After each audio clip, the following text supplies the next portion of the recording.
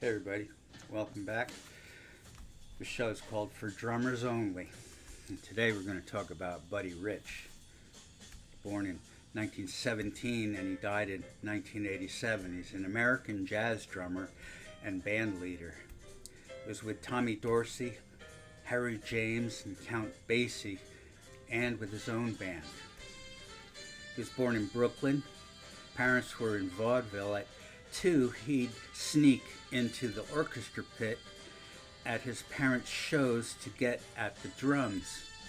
At 4, he was on Broadway as Baby Traps, the drum wonder. He also sang and tap danced. At 15, he was the second highest paid child entertainer behind Jackie Coogan in the 30s.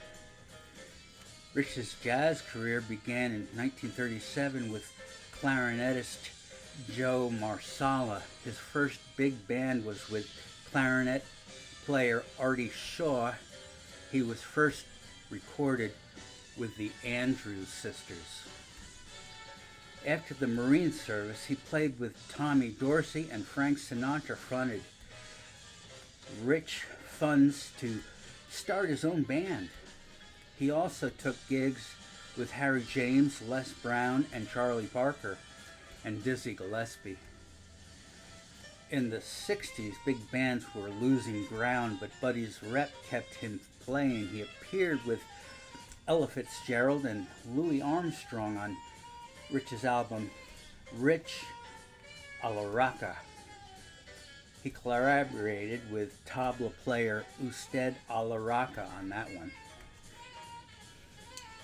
A DVD was released in 2002 titled The Lost West Side Story Tapes, which captured one of Rich's last performances in 1985. The album Channel One Suit from '68 shows Buddy Rich's big band at its best. You drummers who want to see Buddy Rich play at his best, I'd check that out.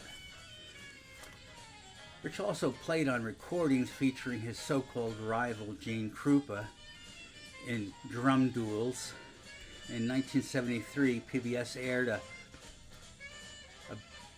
recording of a full concert. It was the first time many hundreds of drummers saw Rich at his peak, becoming a prime influence. Rich also performed on a 1981 episode of The Muppet Show, opposite Animal, the Muppets drummer. In 1953, Buddy married a showgirl named Marie Allison. The marriage lasted until 1987 when Buddy passed away. They had a daughter, Kathy, who became a singer. In '87, he was touring New York State when he suffered a stroke.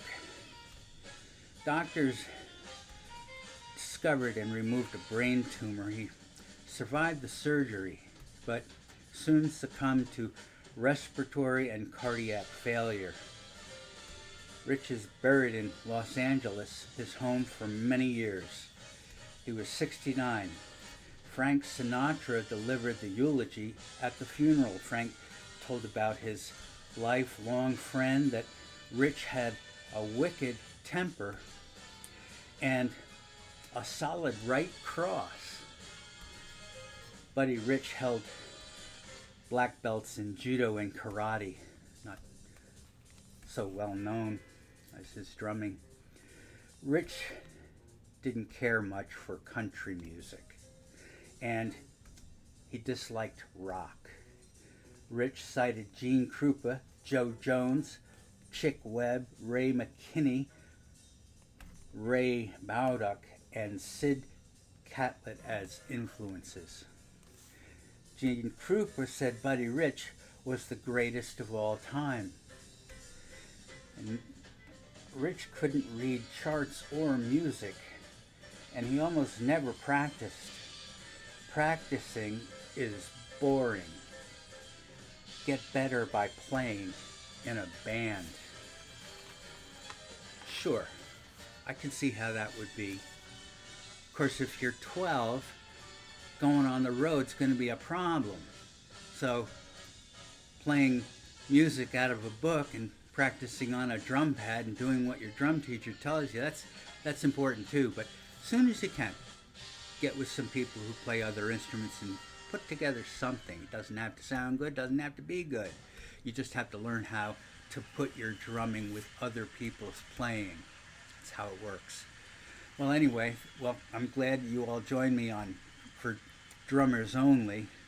You usually see me on Mid-Rock Crisis, but this is the spin-off, and I'm going to share about drummers and their lives and their likes and their dislikes, and not just drummers from the past, but also drummers from the present.